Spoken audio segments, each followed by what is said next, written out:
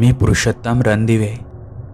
मी माझे इंजिनिअरिंगचे शिक्षण नुकतेच पूर्ण करून लगेचच बांधकाम विभागात रुजू झालो। मला बांधकाम विभागात आता 3 वर्ष झाली होती। माझे सगळे शिक्षण बीड जिल्ह्यात झाले। माझे वडील आणि आई दोन्ही शिक्षक होते।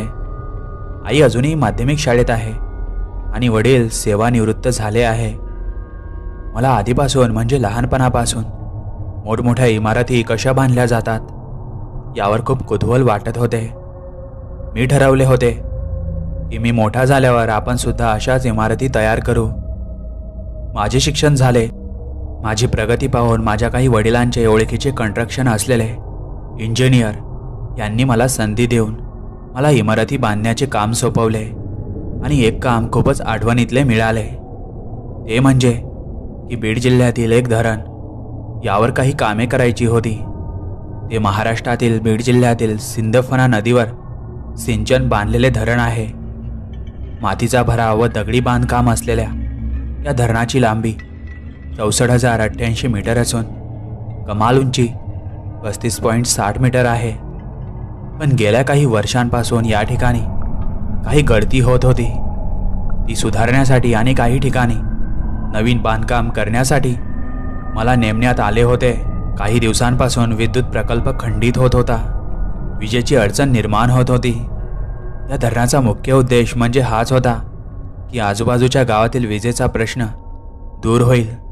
पण गेल्या काही दिवसांपासून विजेची अडचण होत होती। माझ्या वडिलांनी मला त्या ठिकाणी असलेल्या एका अधिकाऱ्याला भेटायला सांगितले। ते माझ्या वडिलांचे चांगल्याच परिचयाचे होते। मी आईचा निरोप घेऊन त्या ठिकाणी गेलो। मी घरातून निघालो तेव्हा सकाळचे 10 वाजत आले होते। मी घाईने माझी दुचाकी घेतली। तीही खूप जुनी होती। वडील हीच दुचाकी चालवत असायचे। मी सुद्धा त्यांना हट्ट केला नाही की मला दुसरी दुचाकी घेऊन द्या। त्यांनी मला माझ्या पायावर उभे केले। हेच माझ्यासाठी खूप काही मोठे होते। मी तीच गाडी घेऊन माझ्या घरातून निघालो। आमचे घर त्या तालुक्याच्या थोडे विरुद्ध बाजूला होते। मी माझा आवश्यक तो सामान घेतला आणि त्या धरणाच्या दिशेने रवाना झालो। मी त्या ठिकाणी किती दिवस राहील ते सांगता येत नव्हते। मी आता माझे शहर मागे सोडले आणि काही तासात त्या धरणाजवळ येऊन पोहोचलो।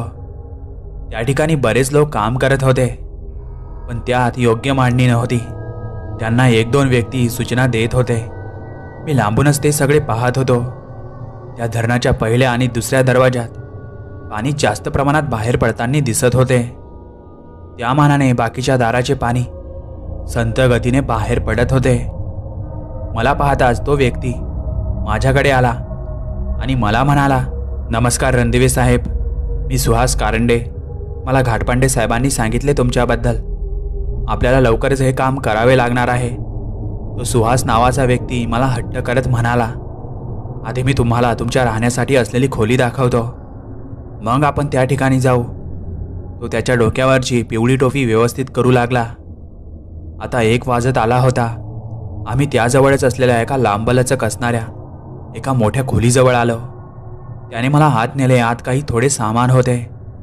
मी माझ्याजवळील बॅग बाजूलाच एका कोपऱ्यात ठेवली आणि त्याला विचारले, इकडे जेवणाची सोय कुठे आहे? साहेब, इकडे जवळ एक हॉटेल आहे, खानावळ सुद्धा आहे। तुम्ही थोडे आराम करा, मग आपण धरणाकडे जाऊ। असे म्हणून तो बाहेर पडला आणि काही वेळाने आला तेव्हा त्याच्याकडे जेवणाचा डबा होता। मी जेवण केले आणि आम्ही बाहेर पडलो। आम्ही बाहेर पडत असताना आम्हाला आत खोलीत काही आवाज आला, पण भास असावा म्हणून मी दुर्लक्ष केले। माझ्या गाडीवर बसून आम्ही धरणाच्या दिशेने निघालो। मी धरणाजवळ गेल्यावर मला वरून कोणीतरी खाली पडत असताना दिसले।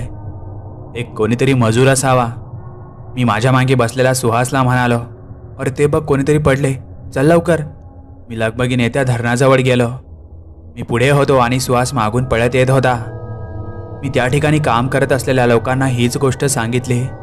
त्यातच त्यांच्याकडे लक्ष ठेवणाऱ्या मुकादमाच्या हे कानावर पडताच तो मला म्हणाला, साहेब, असे भास होतच असतात आणि वरून जे पडले ते ह्याच बांधकामाचे काही वस्तू होत्या ज्या आम्ही लावल्या होत्या। आता तुम्ही बघा इकडे कसे काम आपल्याला करावे लागेल। मी थोडा रिलॅक्स झालो आणि पडताना जो धाप लागला होता तो काहीसा कमी झाला। मी काही मजुरांना आधी दुसऱ्या धरणाचा दरवाजा नीट व्यवस्थित बांधण्यासाठी सांगितला. मी येण्याआधी त्यांच्या कामाच्या स्वरूपाला थोडे बदल झाले होते. आता ते पद्धतशीर मांडणीनुसार त्यांचे काम करत होते. मी सुहासकडे गेलो. त्याला काही गोष्टी आणायला सांगितल्या. त्यामध्ये मोजमाप करण्याचे काही साहित्य आणि काही नकाशे होते. ते तो घेऊन आल्यावर माझ्या हातात त्याने ते दिले आणि मी माझ्या कामाला लागलो. आता संध्याकाळ झाली होती. मी सगळ्यांना काम बंद करून घरी जायला सांगितले आणि दुसऱ्या दिवशी कामाला लवकर या असे सांगितले. आता मी आणि सुहास आम्ही माझ्या गाडीने माझ्या खोलीच्या दिशेने गेलो. आता मी खोलीत जाताच तो मागे त्याच्या घरी गेला असावा. काही वेळाने तो पुन्हा आला आणि त्याने खाण्याचे सामान आणला. मला ते देऊन तो पुन्हा त्याच्या घरी गेला. मी जेवण करून घेतले आणि जवळच असणाऱ्या एका बिछाण्यावर आडवा झालो. मला सकाळी जाग आली तेव्हा 6:30 झाले होते. मी अजून काही वेळ झोपायचा विचार करू लागलो. काही वेळात मला झोप लागली. मला 8:30ला जाग आली. मी उठून बसलो इतक्यात माझ्या दारावर थाप पडली. मी उठून दार उघडले तर बाहेर सुहास आला होता. त्याने हातात चहाचे थर्मास आणले होते. मी त्याला आत बोलवले. मी त्याने आणलेला चहा घेतला. मी तयार होऊन बाहेरच्या खोलीत आलो. तो बाहेरच एका खुर्चीवर बसून माझी वाटच पाहत होता. आम्ही धरणावर गेलो. त्या कामाला 15 दिवस लागणार होते. मी धरणाजवळ आलो तेव्हा काही मजूर आले होते आणि काही येत होते. मला लांबूनच कालचा तो प्रसंग दिसला, पण तो भास होता असे मी गृहीत धरले आणि आम्ही बांधकामाच्या जागेवर पोहोचलो. गेल्या 8 दिवसापासून त्या गावात लाईट नव्हती. आम्हाला त्वरित काम आटपते घ्यावे लागणार होते. मी योग्य त्या सूचना मजुरांना देत होतो. सुहास मला कुठेच दिसत नव्हता. मी माझ्या जवळच असणाऱ्या टेबल आणि खुर्ची असलेल्या जागेवर येऊन बसलो. काही वेळाने सुहास माझ्यासाठी चहा घेऊन आला. त्या धरणातून येणाऱ्या पाण्याचा आवाज साऱ्या वातावरणात घुमत होता. मी सगळीकडे निरीक्षण करू लागलो. बांधकाम चांगल्या प्रकारे होत होते. मला आता त्या गावात 15 दिवस झाले होते. सुहास त्याचे काम व्यवस्थित करत होता. मला वेळेवर जेवण, चहा आणि नाश्ता आणत होता. माझे त्या ठिकाणचे काम आता संपले आणि मी माझ्या घरी जायला निघालो. तेव्हा दुपारचे 4 वाजत आले होते.